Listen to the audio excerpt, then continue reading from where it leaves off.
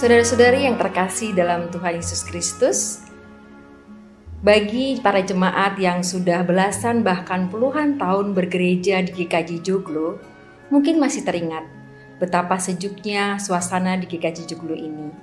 Banyak pepohonan, banyak burung-burung berkicau, dan suasana yang sangat nyaman. Cahaya matahari yang sangat hangat menerobos ke celah-celah pintu kayu. Semuanya itu terasa damai, oase di tengah-tengah gersangnya ibu kota Jakarta ini. Itulah yang menjadi visi dari para pendiri gereja ini, yaitu menghadirkan oase yang menyejukkan bagi kita yang tinggal di kota besar ini untuk memberikan kesejukan bagi jiwa kita pada saat kita bersekutu menghadap Tuhan, berdoa, dan juga mendengarkan firman Tuhan. Namun seiring dengan berjalannya waktu, kota besar Jakarta ini sudah sangat berubah dari semula. Gersangnya suasana di sekitar gereja ini, banyaknya rumah-rumah dan juga bangunan-bangunan yang sudah sangat padat berada di sekitar gereja ini. Semuanya itu membuat suasana menjadi semakin gersang pada gereja kita ini. Sehingga pada saat kita beribadah, semuanya menjadi terasa pengap, semuanya menjadi terasa panas. Dan itu semuanya sangat mengganggu kekusukan kita di dalam kita bersekutu dengan Tuhan. Semuanya yang dulunya indah, semuanya yang dulunya itu sejuk, semuanya sudah berubah. Gereja kita yang dulunya terbuka dan juga yang sejuk, semuanya itu sudah tidak ada lagi. Saudara-saudariku, mari kita bersama-sama menghidupkan kembali semangat membangkitkan oase GKJ Joglo. Mari kita kembalikan keteduhan dan keterbukaan yang dulu menjadi ciri khas gereja kita dengan memasang pendingin udara yang sesuai dan pintu kaca pelindung. Kita tidak hanya memperbaiki bangunan fisik, tetapi juga merawat warisan berharga dari para pendiri gereja. Bayangkanlah, saat kita kembali merasakan semilir angin sejuk saat kita memuji Tuhan, atau mendengar khotbah dengan khusyuk tanpa gangguan bising dari luar. Bayangkanlah kembali merasakan sukacita berkumpul bersama dalam suasana teduh dan terbuka. Bagi keluarga peziarah guyup yang saling menguatkan dalam iman. Saudara-saudariku yang terkasih, mari kita bersama-sama menghidupkan kembali semangat oase di GKJ Joglo melalui revitalisasi gereja yang teduh dan terbuka sesuai visi pendiri gereja. Majelis telah membentuk tim pengadaan AC yang akan bekerja sama dengan bidang penata layanan untuk mewujudkan revitalisasi ini. Tim telah menyusun rencana terinci yang meliputi pengadaan 16 unit AC beserta sarana penunjangnya yang tidak akan mengganggu keindahan arsitektur gereja, serta penambahan pintu kaca yang akan menjaga gereja tetap terang dan terbuka. Mari kita dukung gerakan ini dengan berpartisipasi dalam penggalangan dana yang akan berlangsung dari bulan Juli hingga November 2024. Setiap rupiah yang kita kontribusikan akan menjadi investasi bagi kenyamanan dan kekusyukan ibadah kita bersama. Kita dapat memilih untuk menyumbang dalam bentuk nominal per unit AC yang seharga Rp7.500.000 atau memberikan sumbangan sukarela dalam jumlah berapapun. Sumbangan dapat dilakukan melalui transfer ke rekening GKJ Joglo dengan menambah angka 8 di akhir nominal yang kita transfer, atau secara tunai melalui kotak khusus yang disediakan setiap minggu. Mari kita wujudkan visi gereja yang teduh dan terbuka, agar GKJ Joglo tetap menjadi tempat perlindungan dan sumber kesegaran rohani bagi kita semua. Mari kita jaga warisan para pendiri dan terus berkarya bagi kemuliaan Tuhan. Tuhan memberkati kita semua.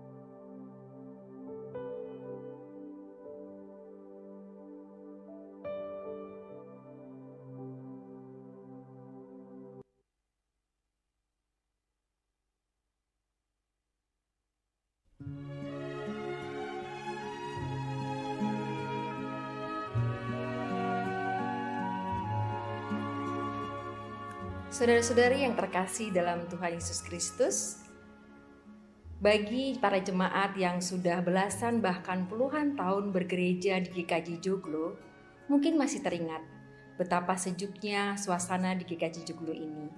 Banyak pepohonan, banyak burung-burung berkicau, dan suasana yang sangat nyaman. Cahaya matahari yang sangat hangat menerobos ke celah-celah pintu kayu. Semuanya itu terasa damai, oase di tengah-tengah gersangnya ibu kota Jakarta ini. Itulah yang menjadi visi dari para pendiri gereja ini, yaitu menghadirkan oase yang menyejukkan bagi kita yang tinggal di kota besar ini untuk memberikan kesejukan bagi jiwa kita pada saat kita bersekutu menghadap Tuhan, berdoa, dan juga mendengarkan firman Tuhan.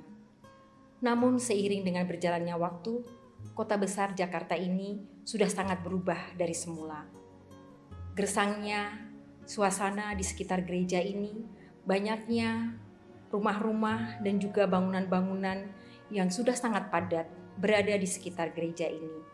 Semuanya itu membuat suasana menjadi semakin gersang pada gereja kita ini.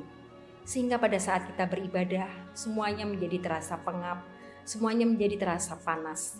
Dan itu semuanya sangat mengganggu kekusukan kita di dalam kita bersekutu dengan Tuhan. Semuanya yang dulunya indah, semuanya yang dulunya itu sejuk, semuanya sudah berubah. Gereja kita yang dulunya terbuka dan juga yang sejuk, semuanya itu sudah tidak ada lagi. Saudara-saudariku, mari kita bersama-sama menghidupkan kembali semangat membangkitkan oase GKJ Joglo. Mari kita kembalikan keteduhan dan keterbukaan yang dulu menjadi ciri khas gereja kita dengan memasang pendingin udara yang sesuai dan pintu kaca pelindung. Kita tidak hanya memperbaiki bangunan fisik, tetapi juga merawat warisan berharga dari para pendiri gereja. Bayangkanlah, saat kita kembali merasakan semilir angin sejuk saat kita memuji Tuhan, atau mendengar khotbah dengan khusyuk tanpa gangguan bising dari luar. Bayangkanlah kembali merasakan sukacita berkumpul bersama dalam suasana teduh dan terbuka. Bagi keluarga peziarah guyub yang saling menguatkan dalam iman. Saudara-saudariku yang terkasih, mari kita bersama-sama menghidupkan kembali semangat oase di GKJ Joglo melalui revitalisasi gereja yang teduh dan terbuka sesuai visi pendiri gereja. Majelis telah membentuk tim pengadaan AC yang akan bekerja sama dengan bidang penata layanan untuk mewujudkan revitalisasi ini. Tim telah menyusun rencana terinci yang meliputi pengadaan 16 unit AC beserta sarana penunjangnya yang tidak akan mengganggu keindahan arsitektur gereja, serta penambahan pintu kaca yang akan menjaga gereja tetap terang dan terbuka. Mari kita dukung gerakan ini dengan berpartisipasi dalam penggalangan dana yang akan berlangsung dari bulan Juli hingga November 2024. Setiap rupiah yang kita kontribusikan akan menjadi investasi bagi kenyamanan dan kekusyukan ibadah kita bersama. Kita dapat memilih untuk menyumbang dalam bentuk nominal per unit AC yang seharga Rp7.500.000 atau memberikan sumbangan sukarela dalam jumlah berapapun. Sumbangan dapat dilakukan melalui transfer ke rekening GKJ Joglo dengan menambah angka 8 di akhir nominal yang kita transfer, atau secara tunai melalui kotak khusus yang disediakan setiap minggu. Mari kita wujudkan visi gereja yang teduh dan terbuka, agar GKJ Joglo tetap menjadi tempat perlindungan dan sumber kesegaran rohani bagi kita semua. Mari kita jaga warisan para pendiri dan terus berkarya bagi kemuliaan Tuhan. Tuhan memberkati kita semua.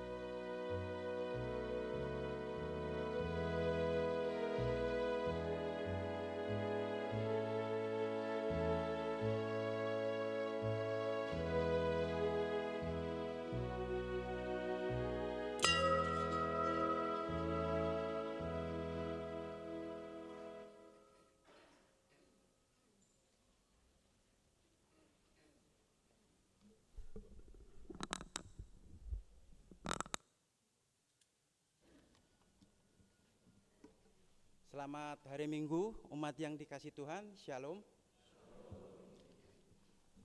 Damai sejahtera dan kesehatan selalu beserta kita semua.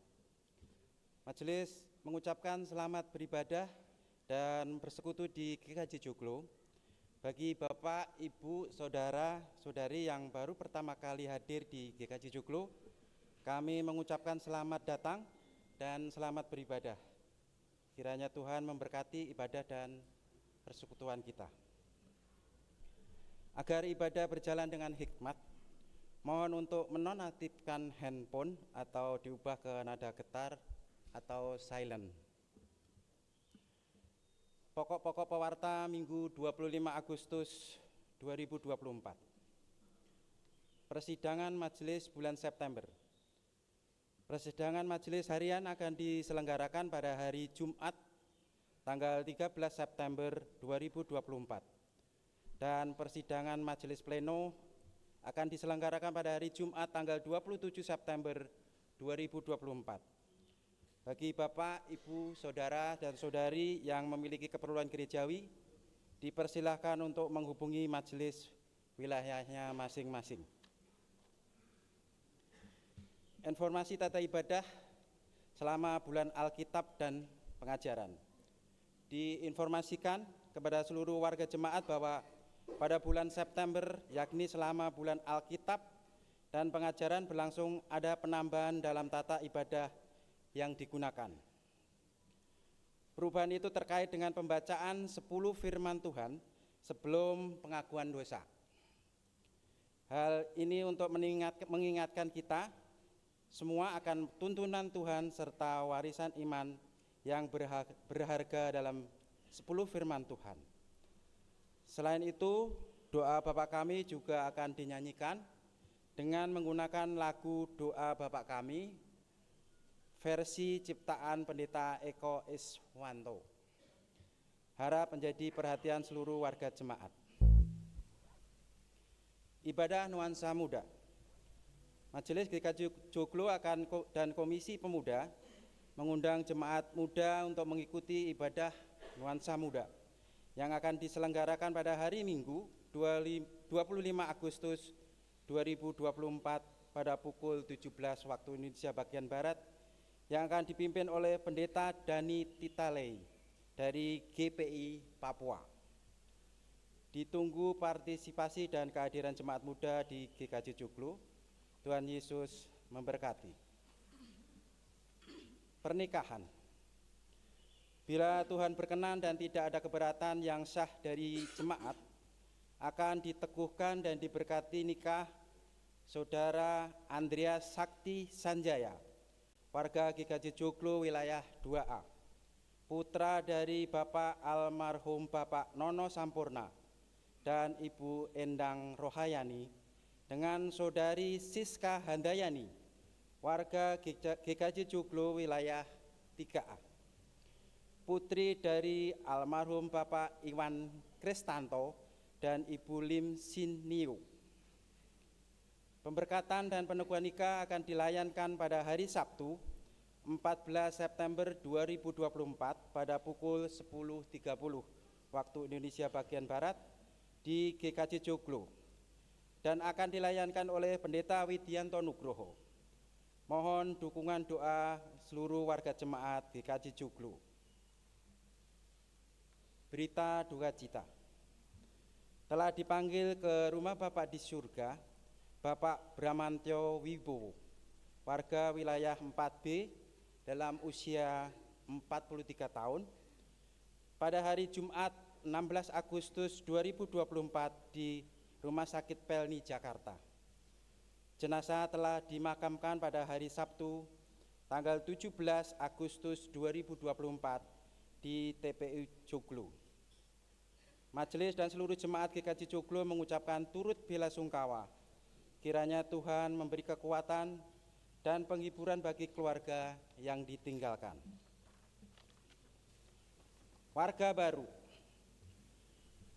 Majelis GKJ Joglo telah menerima permohonan menjadi warga GKJ Joglo dari 1.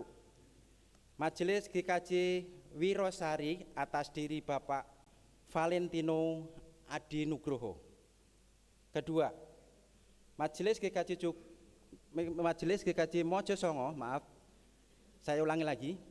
Majelis GKJ Mojosongo atas diri Ibu Rahel Greti Gracia dan Saudari Rebecca Apel Valencia dengan alamat Jalan Aibda KS Tubun, Palmerah, Jakarta Barat, masuk dalam wilayah pelayanan 2A dengan Penetua Anita Teresia dan Diaken Oni Romana Cahyani.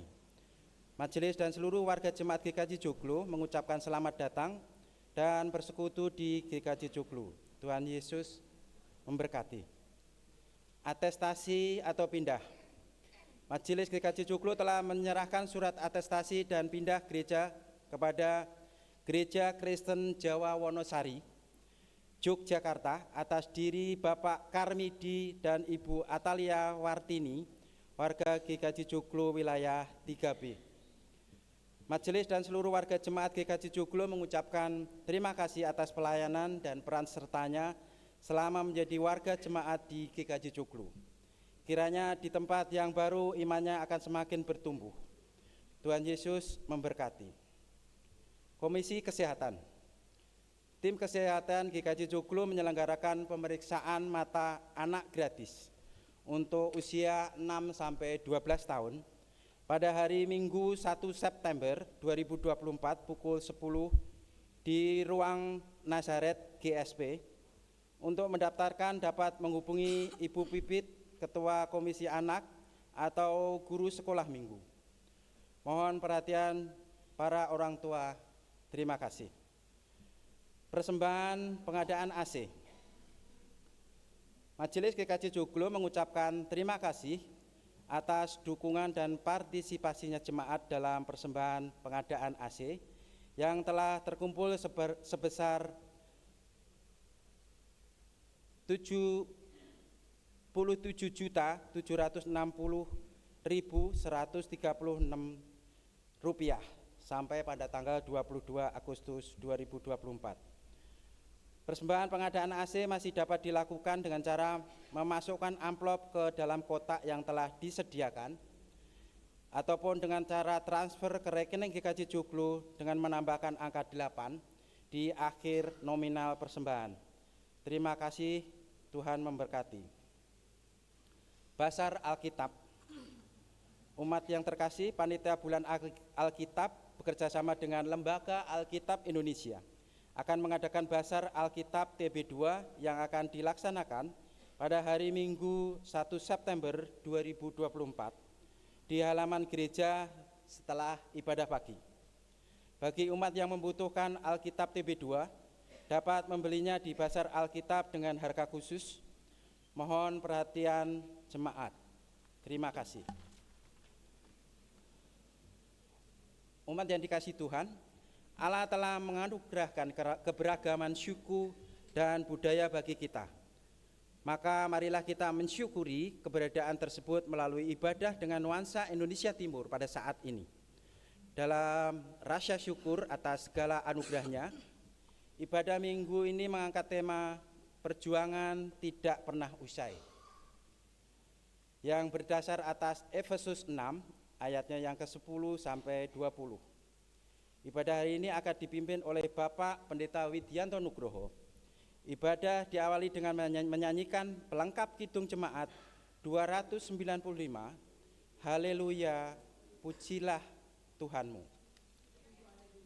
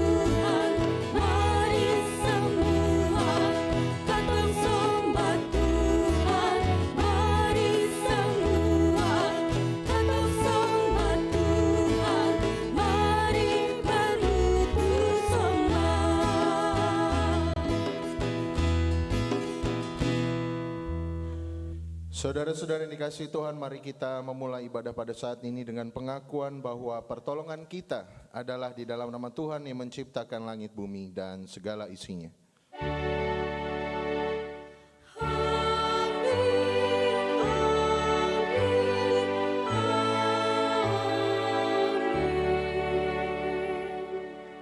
Kasih karunia dan damai sejahtera dari Allah Bapa kita dan dari Tuhan Yesus Kristus menyertai saudara sekalian.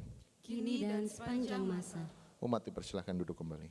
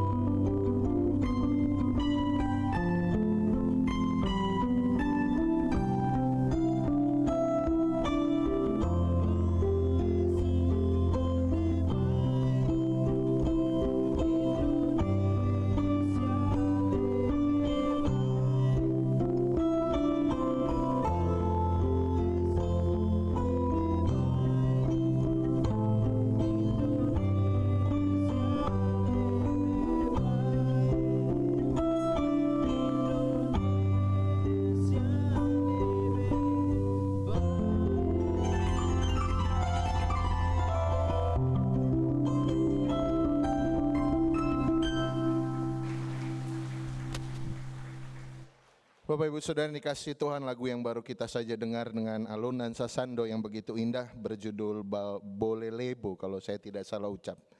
Dan berasal dari daerah Nusa Tenggara Timur Bapak Ibu Saudara. Lagu ini mengisahkan kerinduan seorang perantau akan tanah timur yang ditinggalkannya dan sekaligus mengungkapkan rasa syukur atas negeri indah yang dianugerahkan Tuhan pada kita semua. Maka Bapak Ibu Saudara, dari lagu ini kita bisa belajar bahwa keanekaragaman suku di Indonesia dan budaya di Indonesia adalah sesuatu yang harus kita rayakan dan kita syukuri senantiasa. Ada makna, ada pelajaran yang kita petik dari budaya-budaya lainnya. Maka Bapak Ibu Saudara yang dikasihi Tuhan, pada ibadah Minggu Budaya ini kita senantiasa memelihara persatuan dan persaudaraan dengan semua orang, sehingga damai sejahtera Tuhan dapat senantiasa bersemai di negeri ini. Marilah Bapak Ibu Saudara, kita mensyukuri keanekaragaman yang Tuhan anugerahkan dan semangat kita untuk menjalin persaudaraan dan persatuan dengan bersama-sama kita mendaraskan Mazmur 133.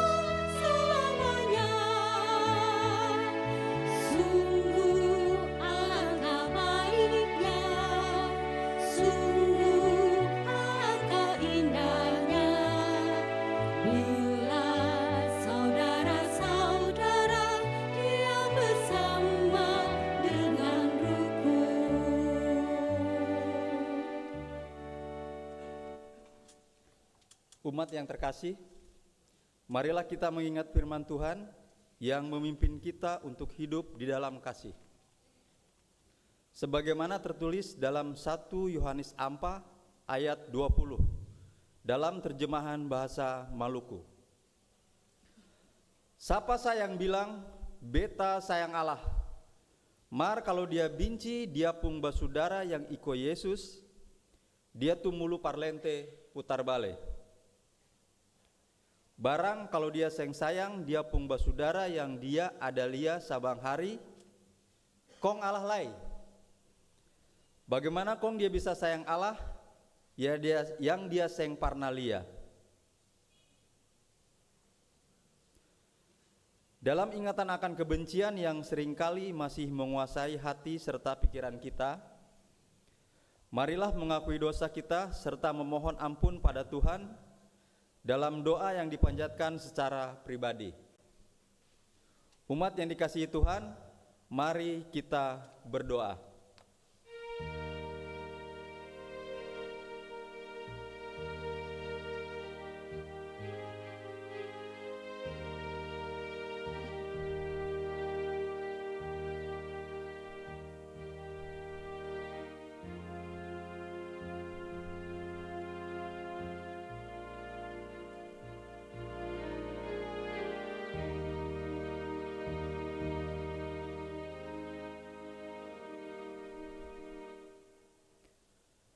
Demikianlah doa dan permohonan kami, kiranya Engkau berkenan memulihkan kami. Amin. Umat yang terkasih, kita akan bersama-sama menyanyikan pelengkap Kidung Jemaat 43, bait pertama sampai dengan ketiga, Tuhan kami berlumuran dosa.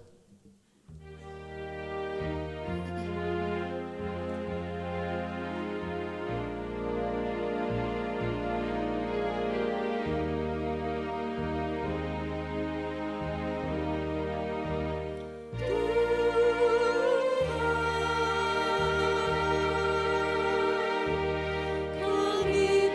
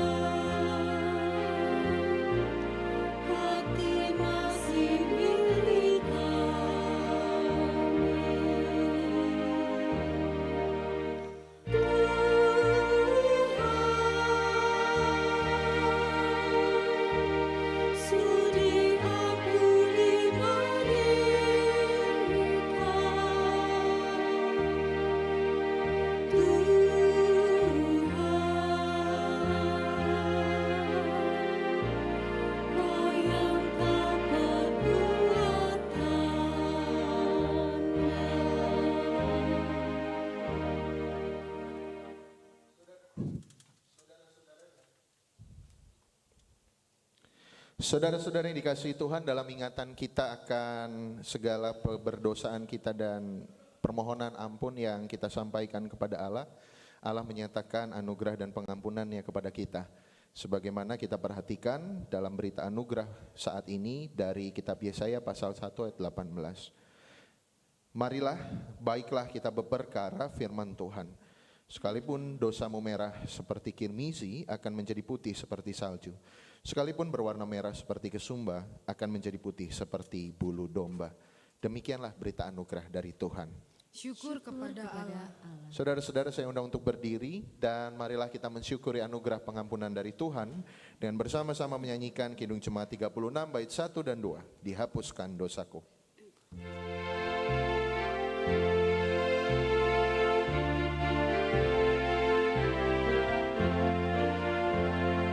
Dihapuskan dosaku hanya oleh darah Yesus. Aku pulih dan sembuh hanya oleh darah Yesus. Oh, darah Tuhanku, sumber pemasuku, sucilah hidupku hanya oleh darah Yesus.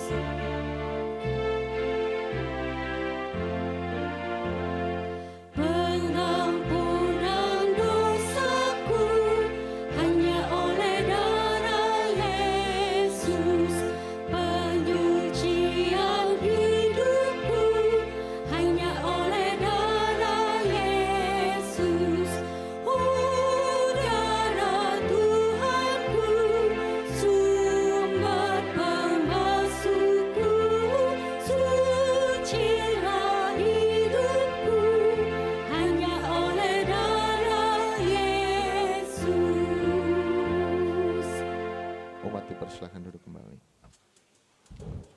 Saudara-saudara, kita hendak mendengarkan sabda Tuhan, namun sebelum kita mendengarkan firman-Nya, mari kita memohon penyertaan Allah agar kita dimampukan untuk memahami dan melakukan firman-Nya. Saudara-saudara, mari kita berdoa. Allah Bapa kami yang penuh kasih, kami sungguh bersyukur untuk penyertaan-Mu ya Tuhan yang kami alami di dalam kehidupan kami. Pun kehadiran kami saat ini di rumah-Mu ya Tuhan adalah berkat kasih karunia-Mu saja. Kami ingin meneduhkan hati dan pikiran kami ya Tuhan untuk mendengarkan sabda-Mu. Kiranya Engkau berkenan untuk bersabda di dalam hati kami masing-masing dan terutama mengubahkan kata, pikiran, dan tindakan kami. Tolonglah kami ya Tuhan agar di dalam keterbatasan dan keberdosaan ini kami diberikan anugerah dan kemampuan untuk memahami dan mengerti firman-Mu. Bersabdalah ya Tuhan, kami siap untuk mendengarkan. Di dalam nama Tuhan kami Yesus Kristus kami berdoa dan mengucap syukur. Amin. Bapak Ibu Saudara yang dikasihi Tuhan, kita akan bersama-sama memperhatikan Alkitab kita masing-masing berdasarkan surat Efesus pasal 6 ayat 10 sampai dengan 20. Surat Efesus pasal 6 ayat 10 sampai dengan 20 yang akan menjadi dasar dari perenungan kita hari ini. Efesus pasal 6 ayat 10 sampai dengan 20. Saudara-saudara dipersilakan untuk membuka Alkitab saudara masing-masing dalam berbagai versi TB1 atau TB2. Tetapi saya akan membacakan kepada saudara menurut Alkitab terjemahan baru 2. Efesus 6 ayat 10 sampai dengan 20 yang demikian. Akhirnya, hendaklah kamu kuat di dalam Tuhan, di dalam kekuatan kuasa-Nya. Kenakanlah seluruh perlengkapan senjata Allah, supaya kamu dapat bertahan melawan tipu muslihat iblis. Karena perjuangan kita bukanlah melawan darah dan daging, tetapi melawan pemerintah-pemerintah, melawan penguasa-penguasa, melawan kuasa-kuasa dunia yang gelap ini, melawan roh-roh jahat di langit. Sebab itu ambillah seluruh perlengkapan senjata Allah supaya kamu dapat mengadakan perlawanan pada hari yang jahat itu dan tetap berdiri sesudah kamu menyelesaikan segala sesuatu. Jadi berdirilah tegap, berikat pinggangkan kebenaran dan berbaju zirahkan keadilan. Kakimu berkasutkan kerelaan untuk memberitakan Injil damai sejahtera. Dalam segala keadaan pergunakanlah perisai iman sebab dengan perisai itu kamu dapat memadamkan semua panah api dari si jahat. Dan terimalah ketopong keselamatan dan pedang roh, yaitu firman Allah. Dengan segala doa dan permohonan berdoalah setiap waktu di dalam roh dan berjaga-jagalah di dalam doamu itu, dengan permohonan yang tak putus-putusnya untuk semua orang kudus. Juga untuk aku, supaya kepadaku jika aku membuka mulutku dikaruniakan perkataan yang benar, agar dengan keberanian aku memberitahukan rahasia Injil yang kulayani sebagai utusan yang dipenjarakan. Berdoalah supaya dengan keberanian aku menyatakannya sebagaimana seharusnya aku berbicara. Saudara-saudara yang berbahagia adalah kita yang mendengarkan sabda Tuhan dan yang memeliharanya di dalam hidup kita sehari-hari. Haleluya. Haleluya, haleluya, haleluya.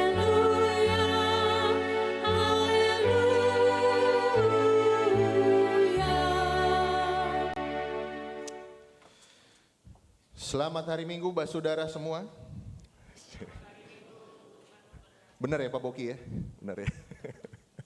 Bapak Ibu Saudara yang dikasih Tuhan, inilah akhir dari penghayatan kita di bulan Agustus, bulan kemerdekaan. Penghayatan kita akan kemerdekaan ya Bapak Ibu Saudara, kita menghayatinya di dalam ibadah nuansa Minggu Budaya Indonesia Timur. Sebenarnya spesifik ke NTT, Maluku, Ternate dan seterusnya gitu Bapak Ibu.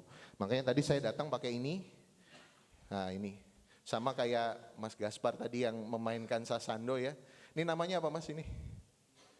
Apa? Tilangga, ya ini. Ini dari NTT ya Mas ya? Rote, oh rote ya. Jadi ini topi khas rote Bapak Ibu ya. Tetapi mohon izin saya pakai karena nih kayaknya nggak muat di kepala saya tadi. Jadi cuma kayak nempel doang tuh kan. Jadi daripada nanti jatuh pas saya khotbah, terus jadi saya taruh aja ya di sini.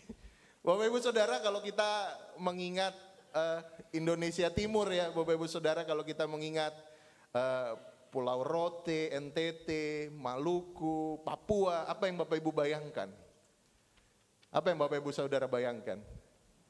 Ya, jauh. Tiketnya lebih mahal dari ke Singapura. Tetapi tadi saya berbincang dengan Mbak Nita dan Pak Boki ya. Mbak Nita katanya habis ke Siau Bapak Ibu. Jadi kalau Bapak Ibu ke Siau itu di Sulawesi itu atasnya lagi Bapak Ibu. Bahkan katanya kalau ke Filipina udah deket ya Mbak Nita ya. Ke Filipina udah deket. Mbak Nita baru ke Siau di sana Bapak Ibu Saudara. Lalu di sana menikmati pantai yang begitu indahnya. Jadi Indonesia Timur itu kaya dengan pantai. Indah-indah sekali Bapak Ibu Saudara. Lalu kalau Bapak Ibu mau wisata kuliner ke sana harus nyari seafood, betul ya? Karena kalau di sana itu ikan begitu ditangkap, dibersihkan lalu dibakar, betul ya Bapak Ibu ya? Langsung. Katanya rasanya manis gitu. Saya tidak pernah merasakan ikan di sana karena ikan di Jakarta itu katanya udah mati 2-3 kali Bapak Ibu. Dia udah ditangkap, kena es, masuk pasar, kena es lagi, baru masuk ke meja kita masing-masing dan seterusnya. Kita mengingat romantisme tentang Indonesia Timur ya Bapak Ibu, keindahannya, Pulau Komodo misalnya dan semuanya. Begitu indah-indah. Tetapi di saat yang sama Bapak Ibu Saudara, keindahan itu menyimpan ironi. Bahwa kita harus menyadari saudara-saudara kita di Indonesia Timur tidak memiliki seringkali fasilitas dan akses yang sama dengan yang kita miliki di Pulau Jawa. Betul nggak Bapak Ibu? Betul. Sangat susah di sana. Teman saya orang Ambon ya Bapak Ibu, tapi Ambonnya itu di pulau mana, tapi dia bilang pokoknya sih orang Ambon biar gampang karena kamu kalau saya kasih tahu juga nggak ngerti. Gitu katanya. Lalu ketika teman saya itu ke Jogja untuk sekolah teologi, lalu kemudian kami diajak untuk pengamatan di daerah-daerah yang sulit sekali, dia bilang, daerah sulit di Jawa ini bagi saya ini sudah enak katanya. Jadi apa yang kami bayangkan susah sekali keadaan di Jawa pada saat itu di satu daerah tertentu, menurut teman saya di sana ini masih enak gitu. Kita menghadapi realita itu Bapak Ibu Saudara. Kita menghadapi pantai yang indah, tetapi di saat yang sama ada merataan pendidikan misalnya. Ada kesehatan, akses kepada kesehatan yang jauh. Bidan-bidan, tenaga dokter yang jarang sekali di sana. Apalagi kalau kita bicara misalnya tingkat pendidikan di Papua, saudara-saudara kita, di timur Indonesia sana, sangat berbeda dengan apa yang dialami di Jawa. Atau bahkan Bapak Ibu Saudara, kalau kita melihat sebuah realita yang lebih menyakitkan lagi, saudara-saudara kita berlimpah dengan kekayaan alam itu diambil, nikel dan seterusnya, tetapi kekayaan itu hanya sedikit yang sampai ke daerah mereka masing-masing. Sehingga kalau kita bicara soal Indonesia Timur, marilah kita mengakui dengan jujur Bapak Ibu Saudara, satu sisi kita melihat tanah yang indah, satu sisi kita melihat sumber daya alam yang begitu luar biasa, tapi di sisi lain kita melihat keprihatinan akan apa yang tadi saya sebutkan. Itulah sebabnya Bapak Ibu Saudara, tema pada hari ini kita mau bicara perjuangan yang tidak pernah usai. Perjuangan dalam hal apa Bapak Ibu Saudara? Di momen kemerdekaan ini, maka perjuangannya adalah mewujudkan kemerdekaan, mewujudkan kesejahteraan, mewujudkan kedamaian di negara tercinta kita ini yang dianugerahkan Tuhan kepada kita. Dan bagaimana Bapak Ibu Saudara kita mewujudkan perjuangan itu di dalam penghayatan kita sebagai seorang Kristen. Saudara-saudara kita di sana Bapak Ibu Saudara seringkali kemudian menjadi objek dari berbagai hal yang dilakukan orang-orang yang merasa diri lebih baik gitu ya. Dan sebenarnya membawa misi-misi tertentu Bapak Ibu Saudara. Beberapa waktu cerita juga dengan ada teman di PGI Bapak Ibu, ternyata ada agama-agama tertentu sekarang ke sana menyekolahkan dan seterusnya, tetapi ternyata mereka harus berpindah. Ada nggak realita itu Bapak Ibu? Ada. Lalu pertanyaannya sebagai orang Kristen di timur sana yang katanya mayoritas Kristen, apa yang bisa kita lakukan? Apa yang bisa kita perbuat? Apa yang bisa kita hayati di dalam penghayatan iman kita? Mari Bapak Ibu Saudara kita membuka Efesus 6, Alkitab kita jangan ditutup lagi, kita buka Bapak Ibu. Efesus 6 ayat 10 sampai 20. Ya. Efesus 6 ayat 10 sampai 20. Saya akan baca ya Bapak Ibu Saudara di ayat 13 Bapak Ibu. Saya akan bacakan ayat 13 untuk Bapak Ibu Saudara menurut Alkitab TB2. Karena perjuangan kita bukanlah melawan darah dan daging, tetapi melawan pemerintah-pemerintah, melawan penguasa-penguasa, melawan kuasa-kuasa dunia yang gelap ini, melawan roh-roh jahat di langit. Ayat 12, ayat 13. Sebab itu ambillah seluruh perlengkapan senjata Allah, supaya kamu dapat mengadakan perlawanan pada hari yang jahat itu dan tetap berdiri sesudah kamu menyelesaikan segala sesuatu. Bapak Ibu Saudara yang dikasihi Tuhan, Efesus 6 ini menjadi penutup dari bagian surat Paulus kepada jemaat di Efesus. Paulus itu membayangkan kehidupan orang beriman itu Bapak Ibu Saudara sebagai perjuangan. Perjuangan antara terang dan gelap, kebaikan dan kejahatan. Paulus terpengaruh dengan cara pikir atau pola pikir Yunani pada saat itu yang dikotomis Bapak Ibu. Jadi dikotomis itu ada dua hal yang saling bertentangan dan berlawanan. Dan kehidupan adalah soal siapa yang menang. Bagi Paulus Bapak Ibu Saudara, ketika Yesus mati, disalibkan dan dibangkitkan, itu artinya terang berkuasa atas dunia. Itu artinya Bapak Ibu Saudara kemenangan itu pada kebaikan, pada nilai-nilai kerajaan Allah yang digaungkan dan diberitakannya. Dan Bapak Ibu Saudara sebagai orang-orang Kristen yang menerima dan mempercayai kuasa kebangkitan Tuhan, kita diajak untuk hidup di dalam terang itu. Jadi maka kalau Bapak Ibu perhatikan pasal-pasal sebelumnya, Paulus berbicara tentang kesatuan. Paulus berbicara tentang kamu ini anak-anak terang. Kamu ini manusia baru yang harus meninggalkan hidupmu sebagai manusia lama yang dipenuhi dengan ketertundukan pada dosa. Jadi Paulus Bapak Ibu Saudara membayangkan ketika diselamatkan oleh Kristus, kita itu terhisap di dalam persekutuan dengan Kristus dan kita tidak lagi menjadi milik dunia tetapi milik Kristus. Dunia itu dipandang secara dikotomi sebagai representasi dari nilai-nilai kejahatan, dari hawa nafsu, dari pengejaran yang berlebihan, dari keserakahan dan seterusnya. Jadi ketika orang Kristen itu Bapak Ibu Saudara diselamatkan oleh Kristus, menerima penyelamatan Kristus, dia masuk ke dalam realitas yang baru, persekutuan dengan Kristus. Apa tandanya Bapak Ibu Saudara? Kehidupan yang diperpulihkan dan diperbaharui. Mulai dari hal-hal yang paling sederhana dalam kehidupan. Makanya kalau Bapak Ibu baca misalnya di ayat pasal 5 ayat 21 sampai 33, di situ Paulus masuk ke dalam hal yang sangat basic sekali. Karena kamu manusia baru, karena kamu anak-anak terang, maka relasimu dengan istri dan suamimu harus baru, harus dipulihkan, harus berbeda. Relasimu dengan anakmu, engkau dengan orang tuamu itu harus baru, harus berbeda, harus dipulihkan. Jadi standarnya bukan lagi standar dunia, tetapi standarnya adalah standar nilai-nilai kebenaran firman Tuhan. Itulah makna manusia baru dan anak-anak terang. Bahkan di dalam persekutuan, Bapak Ibu Saudara, hal itu turut mempengaruhi. Paulus yang saat itu jemaatnya terdiri dari orang-orang non-Yahudi dan orang-orang Yahudi, menghadapi kenyataan bahwa kedua golongan ini saling mempertentangkan mana yang benar. Lalu Paulus bilang, ketika kamu menjadi manusia baru, kamu dipersatukan di dalam tubuh Kristus. Jadi Yesus adalah kepalanya dan kamu adalah tubuhnya. Walaupun karuniamu berbeda, walaupun talentamu berbeda, walaupun asalmu berbeda, tetapi di dalam Kristus kita semua disatukan menjadi persekutuan umat Tuhan, menjadi tubuh Kristus.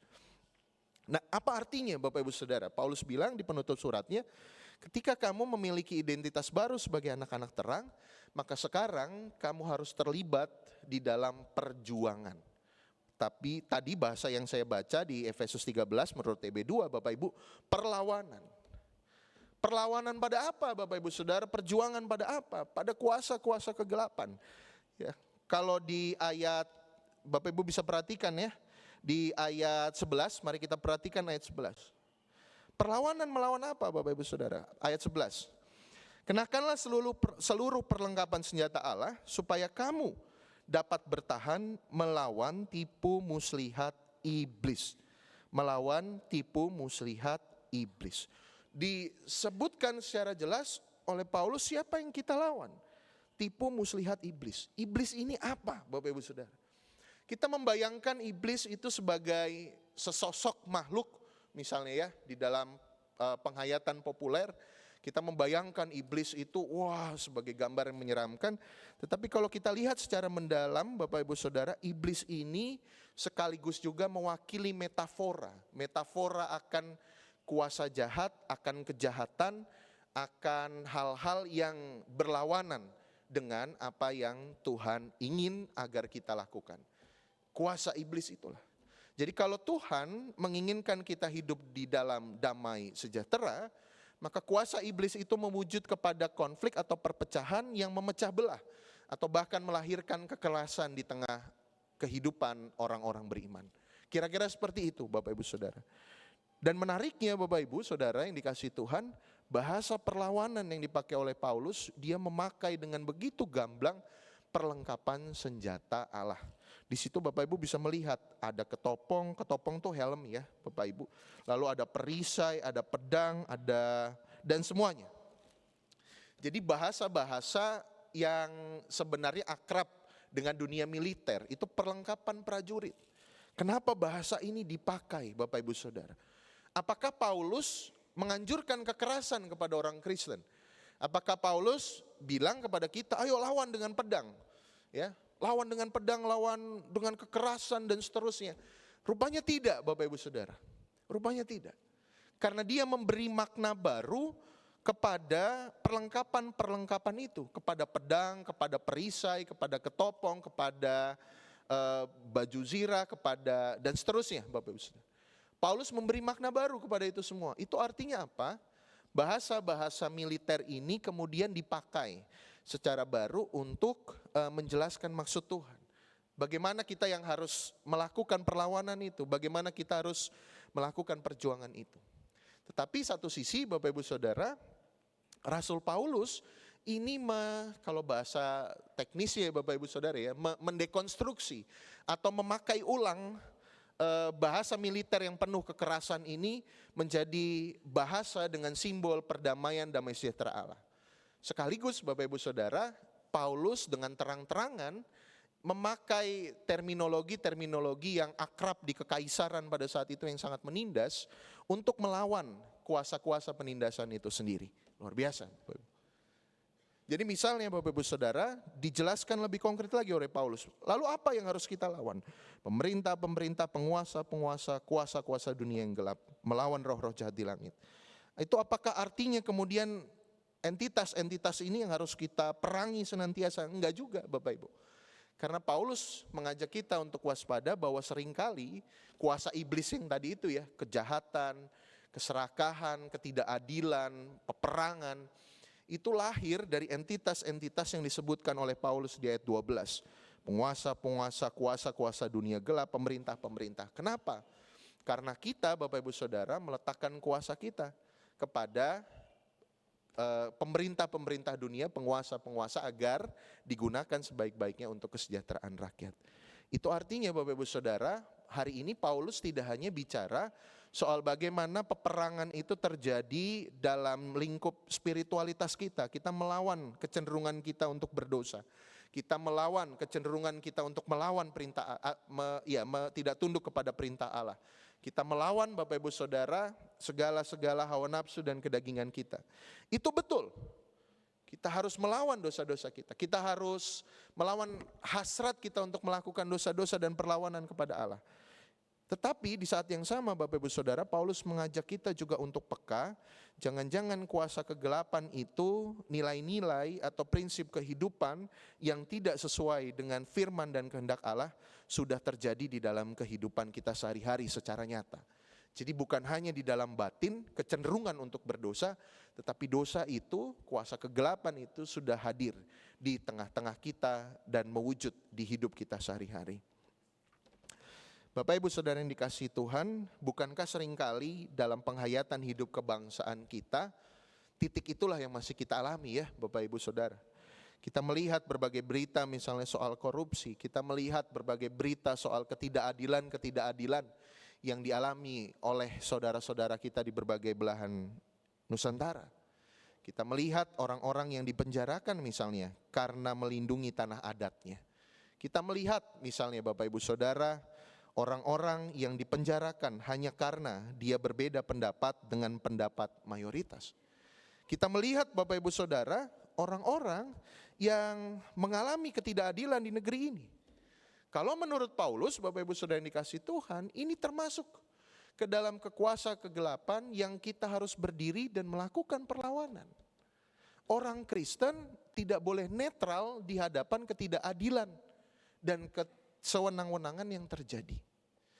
Kita tidak menyentuh ranah politik praktis Bapak Ibu Saudara, tetapi kita harus peka terhadap ketidakadilan dan kesewenang-wenangan yang terjadi di sekitar kita dan tidak menjadi bagian dari itu semua. Maka apa yang Paulus tawarkan Bapak Ibu Saudara? Mari kita lihat Efesus 6. Mari kita buka kembali Bapak Ibu. Efesus 6. Ayat 14 ya. Jadi berdirilah tegap, berikat pinggangkan kebenaran ya, berikat pinggangkan kebenaran, berbaju jirahkan keadilan, berkasutkan kerelaan memberitakan Injil, pergunakanlah perisai iman, sebab dengan perisai itu kamu dapat memadamkan semua panah api dari si jahat. Terimalah ketopong keselamatan, pedang roh, yaitu firman Allah. Jadi Paulus menasehatkan kita untuk melawan kuasa-kuasa gelap. Pertempuran rohani itu Bapak Ibu Saudara, dengan membekali diri kita dengan keadilan, dengan kesediaan untuk memberitakan Injil, dengan kesiapsiagaan menghadapi penggodaan yang terjadi, dengan penghayatan yang benar akan keselamatan, dan dengan pedang roh, yakni firman Allah yang kita wartakan dan kita beritakan. Itu berarti Bapak Ibu Saudara, Paulus memang tidak menganjurkan kekerasan, tetapi dia menganjurkan sesuatu yang lebih berat. Orang Kristen harus mempunyai keadilan, kerelaan memberitakan Injil. Orang Kristen harus memiliki kesiapsiagaan. Orang Kristen harus memberitakan firman Allah di mana ia berada. Itulah perjuangan kita Bapak Ibu Saudara. Itulah yang harus kita lakukan di dalam republik dan negara kita tercinta ini, terutama di tengah kehidupan kita sehari-hari. Maka ketika kita resah Bapak Ibu Saudara dengan berbagai situasi yang terjadi di republik ini, dan saya kira kita semua merasa tidak berdaya juga, bisa apa kita sebagai rakyat biasa ya Bapak Ibu. Kita mau bersuara kayak apa juga gak ada terjadi perubahan. Kita mau ngomong apapun gak ada perubahan yang terjadi mungkin ya Bapak Ibu Saudara. Orang-orang sekarang, generasi tua, generasi muda, kita semua merasa resah. Karena seolah-olah kita nggak berdaya melakukan perubahan. Kita pengen melakukan perubahan, tapi kita merasa bahwa apapun yang kita perbuat nggak bisa merubah republik ini. Tetapi Paulus bilang, kenakanlah perlengkapan senjata Allah. Itu artinya Bapak Ibu Saudara, perlawanan itu dimulai dari revolusi yang terjadi di dalam diri kita sendiri. Kita menjadi orang-orang yang adil. Kita menjadi orang-orang yang menjunjung tinggi pelayanan kepada sesama. Yang menggaungkan empati kepada sesama saudara kita. Kita memberitakan firman Allah dimanapun kita berada. Kita mempertahankan kebenaran walaupun seringkali yang menjadi taruhannya adalah diri kita. Jadi ketika kita Bapak Ibu Saudara sebagai orang Kristen, sebagai tubuh Kristus, kita merevolusi diri kita sendiri dalam laku hidup sehari-hari, kita tengah melakukan perlawanan. Jadi kadangkala Bapak Ibu Saudara, kita lupa dimensi iman yang ini. Dimensi iman yang berjuang, dimensi iman yang melawan. Kita pikir orang Kristen kita harus tunduk-tunduk aja. Enggak Bapak Ibu Saudara. Bahwa di dalam surat Paulus pada hari ini kita ditunjukkan bagaimana melakukan perjuangan dan perlawanan. Dengan mengedepankan keadilan, damai sejahtera, perubahan laku hidup sehari-hari, dan kesediaan memberitakan firman Tuhan. Melalui kata-kata dan tindakan kita sehari-hari. Bayangkan Bapak Ibu Saudara, kalau kita resah terhadap ketidakadilan yang terjadi di sekitar kita, maka mulailah berlaku adil terhadap orang-orang di sekitar kita. Bapak Ibu yang di kantor, bagaimana Bapak Ibu memperlakukan misalnya OB yang ada di kantor Bapak Ibu masing-masing. Mulai dari situ berlaku adil. Bapak Ibu di rumah, di lingkungan, sudahkah Bapak Ibu Saudara membayar iuran lingkungan atau keamanan yang diwajibkan kepada Bapak Ibu? Itu bagian dan respon tanggung jawab kita di kehidupan bersama, kehidupan beriman. Kita bisa mulai dari situ Bapak Ibu. Menjadi orang benar, menjadi orang adil, menjadi orang yang berempati terhadap penderitaan saudara-saudara kita yang lainnya. Maka Bapak Ibu Saudara, hari ini kita bicara perjuangan yang tidak pernah usai. Itu artinya kita bicara juga perjuangan untuk mengalahkan diri kita sendiri. Mewujudkan kedamaian, mengupayakan keadilan, mengupayakan damai sejahtera di dalam kehidupan kita sehari-hari. Mungkin sudah saatnya Bapak Ibu Saudara, kita di GKJ ya, kita mulai merumuskan nilai-nilai perjuangan kita di dalam konteks kehidupan berbangsa dan bernegara. Mungkin kita bisa mencontoh ya Bapak Ibu ya, saudara-saudara kita di gereja Katolik ya. Mereka jelas sekali merumuskan perjuangan-perjuangannya.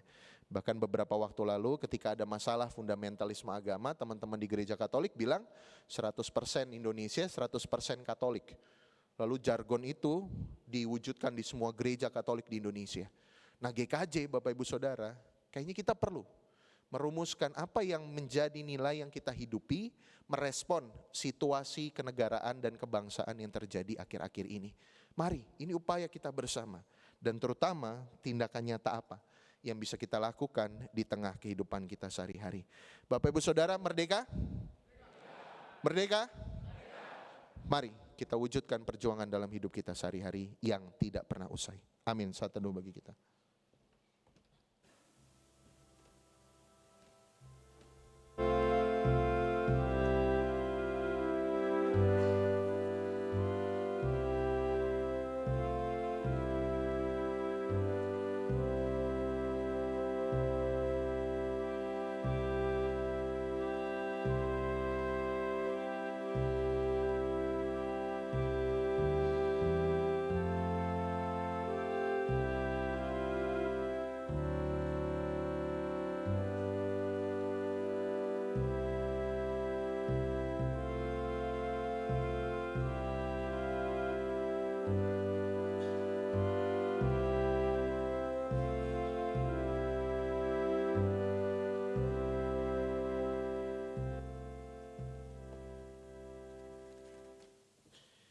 Bapak Ibu Saudara dikasihi Tuhan, mari kita bersatu di dalam doa.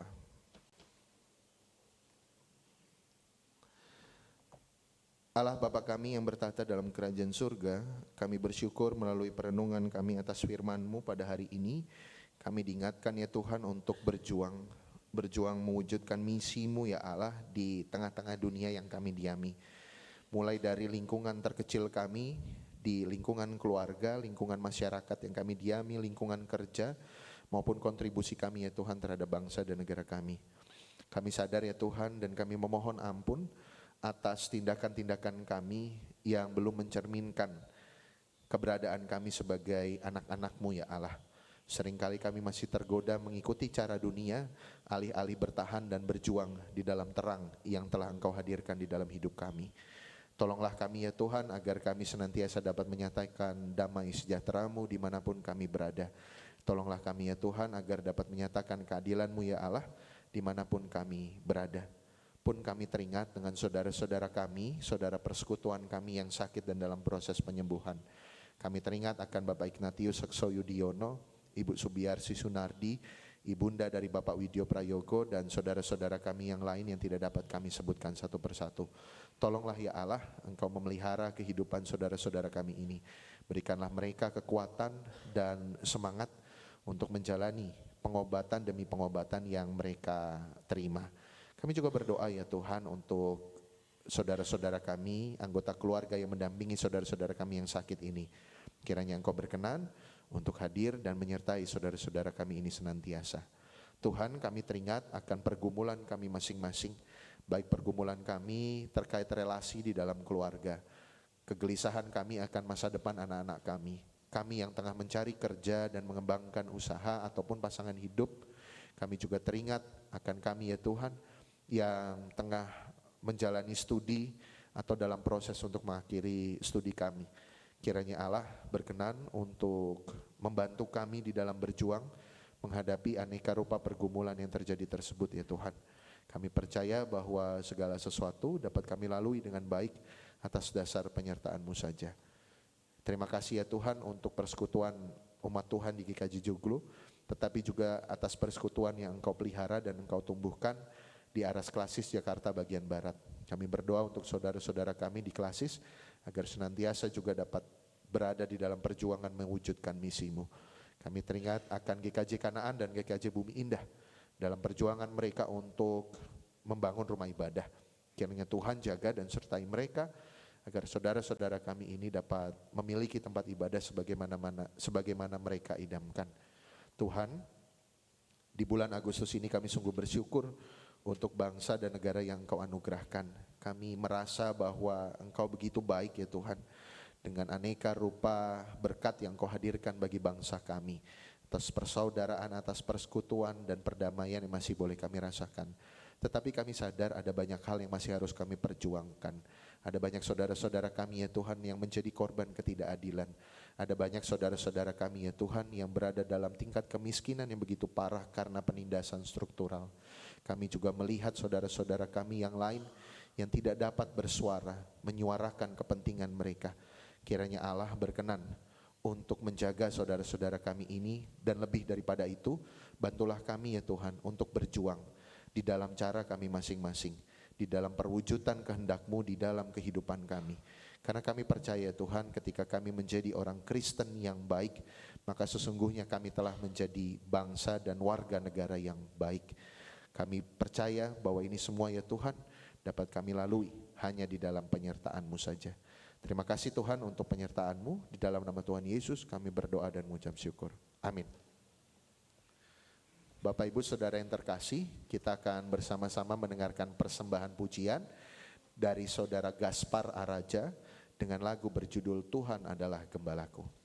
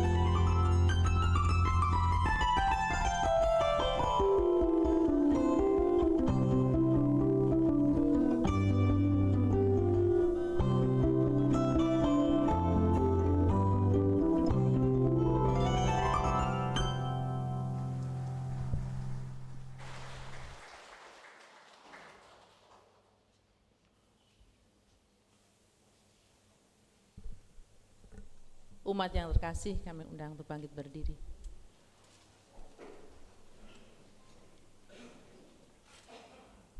Bersama-sama dengan gereja-gereja di dunia dalam sejarah penyelamatan Allah, sejak zaman para rasul, marilah kita menyegarkan iman dengan mengucapkan pengakuan iman rasuli bersama-sama.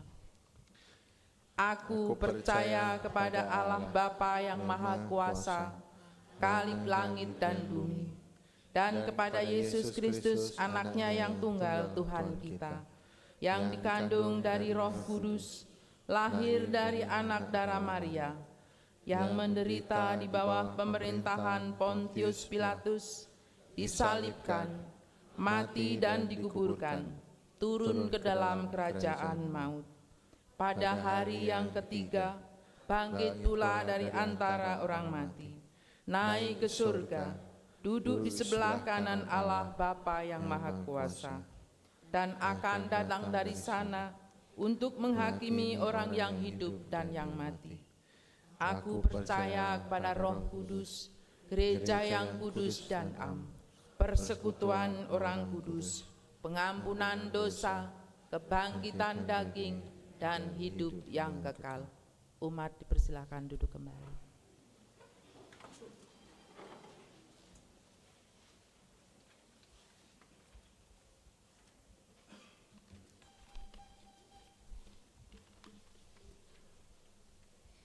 Umat yang terkasih, mari kita mengumpulkan pengucapan syukur bagi Tuhan.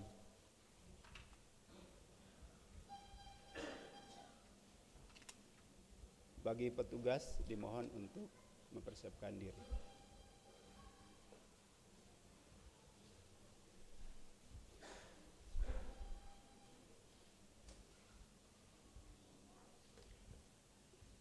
Persembahan yang akan kita kumpulkan pada hari ini adalah persembahan mingguan dan persembahan bulanan.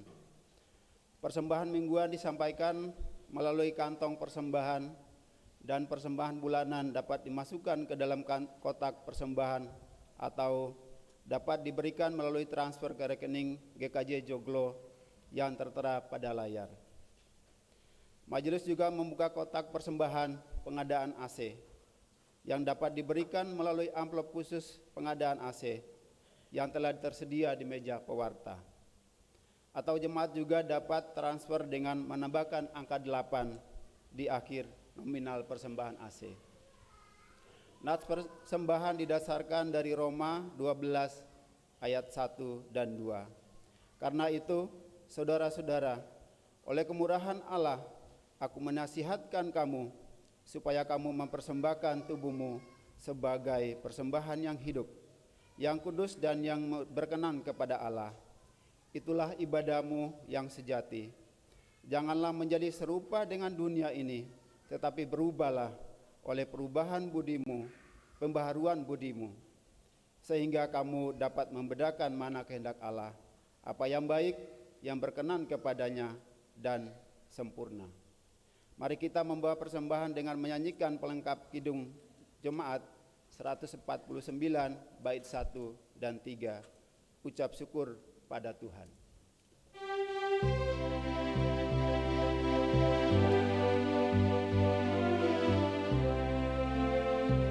Ucap syukur pada Tuhan karena kita diselamatkan oleh-Nya.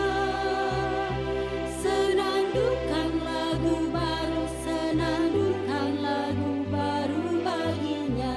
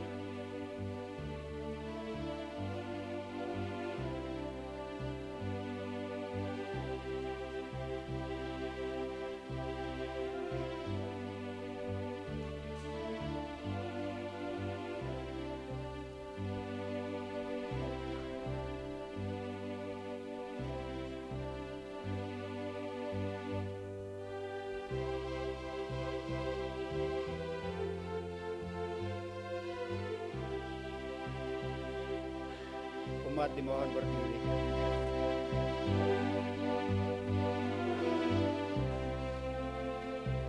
Muliakan nama Tuhan karena kuasa-Nya Amin muliakan.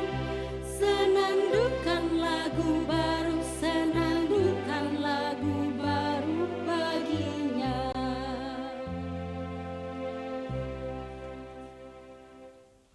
Mari kita bersama-sama menyampaikan doa persembahan dan akan diakhiri dengan doa Bapa kami yang akan saya sampaikan dalam bahasa Ambon. Mari kita berdoa. Terima kasih Bapa di sorga atas berkat yang Tuhan nyatakan dalam kehidupan kami.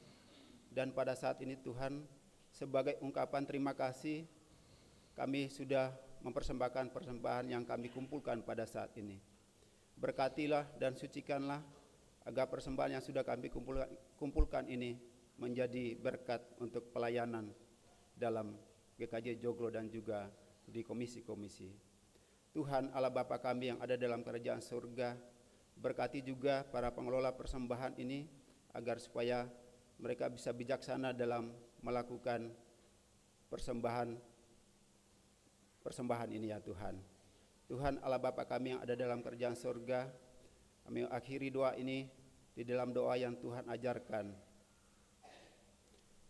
Sio katong pumbapa di sorga, katong minta biar semua orang taruh hormat par Bapa. Katong minta biar Bapa pegang parentah, jadi raja par semua orang.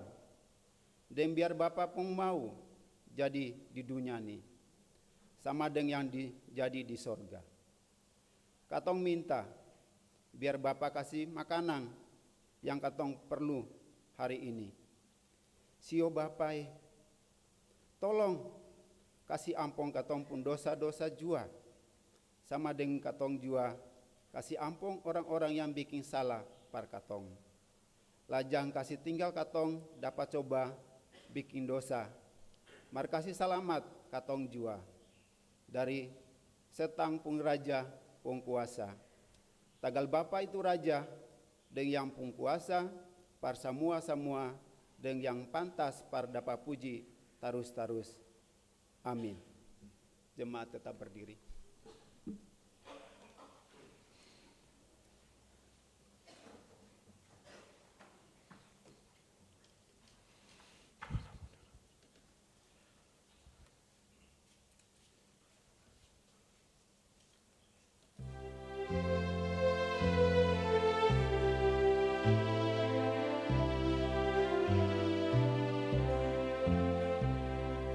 Ikuti Kau saja Tuhan, jalan damai bagiku. Aku selamat dan sentosa hanya oleh darah-Mu. Aku ingin ikuti Kau dan mengabdi padamu. Dalam Dikau juru selamat, ku bahagia penuh.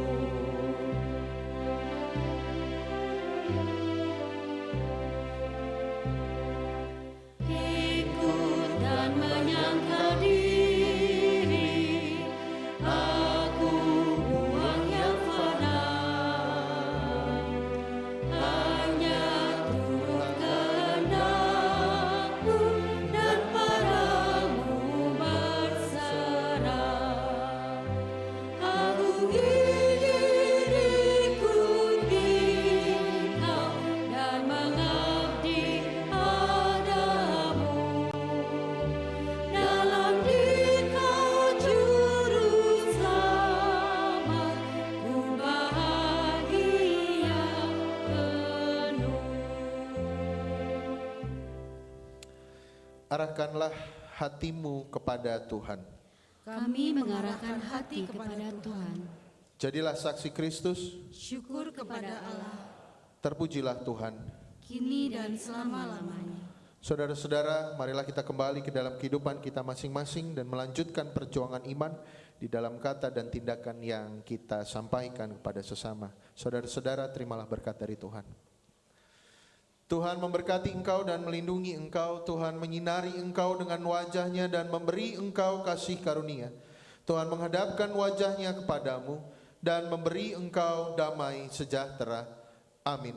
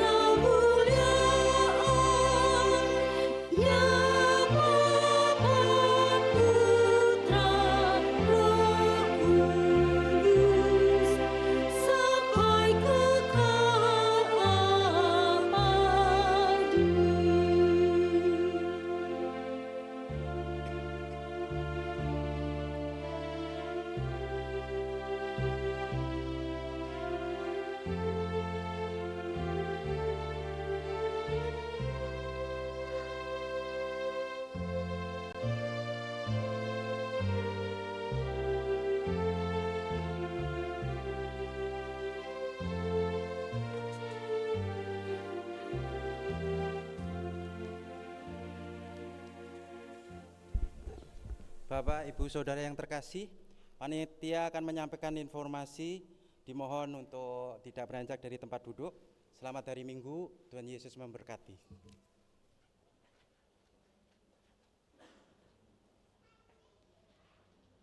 Selamat hari Minggu, kita bersaat teduh sejenak.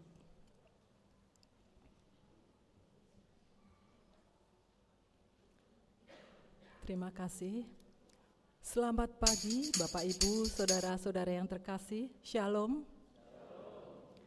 Hari ini kita telah bersama-sama mengikuti ibadah Minggu Budaya dengan tema Budaya Indonesia Timur.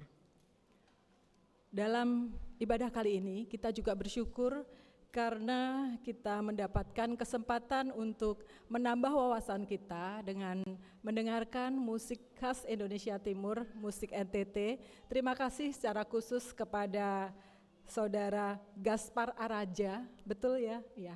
Terima kasih Kici Gaspar Araja, kalau bahasa Kupang Kici, Om, betul? Sonde katanya. Ya. Bapak Ibu yang terkasih, di hadapan kita juga sesuai tema kita Indonesia Timur, panitia untuk dekorasi ada kain-kain dari Indonesia Timur, barangkali mungkin kita belum memperhatikan. Ada kain dari Ende, kain dari Rote, kemudian yang Mas Inuk kenakan dari Sabu ya Mas Inuk, kemudian ada kain Maluku, saya tadi melihat mungkin ibu siapa gitu. Jadi kita mulai memperhatikan bahwa di Indonesia Timur itu banyak wastra, khususnya kain-kain tenun yang memang luar biasa. Jadi marilah kita bersama-sama mengangkat kain-kain wastra Nusantara. Terima kasih juga untuk Hastio, secara khusus kostumnya luar biasa. Bapak Ibu yang terkasih, kami panitia mengucapkan terima kasih kepada Bapak Ibu dan juga majelis yang sudah dengan semangat luar biasa untuk merayakan keragaman Nusantara kita, khususnya Indonesia Timur, dengan bersedia mengenakan busana bernuansa Indonesia Timur. Untuk itu kami akan mengundang, ini bukan juara atau lomba ya, tetapi penghargaan kami kepada Bapak Ibu yang mengenakan busana dengan nuansa Indonesia Timur. Untuk itu kami mengundang yang pertama Eyang Gunawan, monggo kami persilakan ke depan jemaat. Jadi Eyang ini secara khusus mempersiapkan persediaan busananya yang terbaik yang dari NTT. Monggo Eyang, Pak Didik mohon bantuannya untuk mendampingi Eyang. Sambil menunggu Eyang, kita kebetulan juga yang kedua, kami mengundang Ibu Ratna Judita. Kami persilakan untuk ke depan. Dan yang ketiga, karena tadi sudah dari jemaat, majelis juga ya, karena kasihan juga kalau majelis nggak boleh, tadi sudah dibisikin majelis boleh lah gitu. Nah khusus untuk majelis, kami spesial gitu, mengundang Bapak Boki Julius. Ini pakaian Pak Boki khusus dari Halmahera ya Pak Boki? Pesan khusus dari mana? Dari Ambon. Terima kasih Ibu Gun, kemudian Ibu Rana Judita dan Pak Boki. Kami mengundang Ketua Panitia Ibu Rosi untuk memberikan tanda kasih kenang-kenangan untuk ketiga jemaat dan juga majelis. Monggo Mbak Rosi. Sebagai kenang-kenangan bahwa kita semua menghargai wastra Nusantara khususnya dari Indonesia Timur. Eyang Gunawan.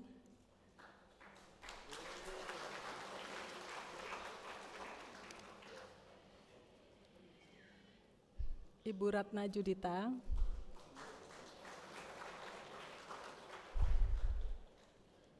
Bapak Boki. Tepuk tangan untuk kita semua. Ya, terima kasih, kami persilahkan untuk, boleh foto dulu? Foto dulu dengan Ibu Rosi dan Mas Inuk. Monggo. Ya. Topinya ketinggalan di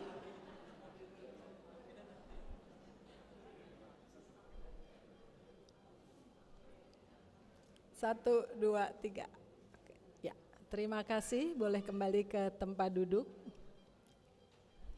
Pak Boki boleh dampingi Eyang.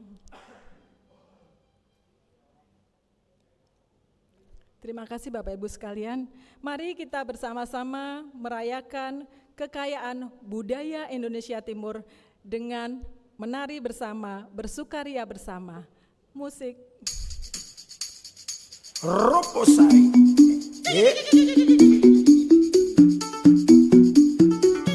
Mari kita bangkit berdiri untuk bersama-sama merayakan sukacita. Mbak Niken.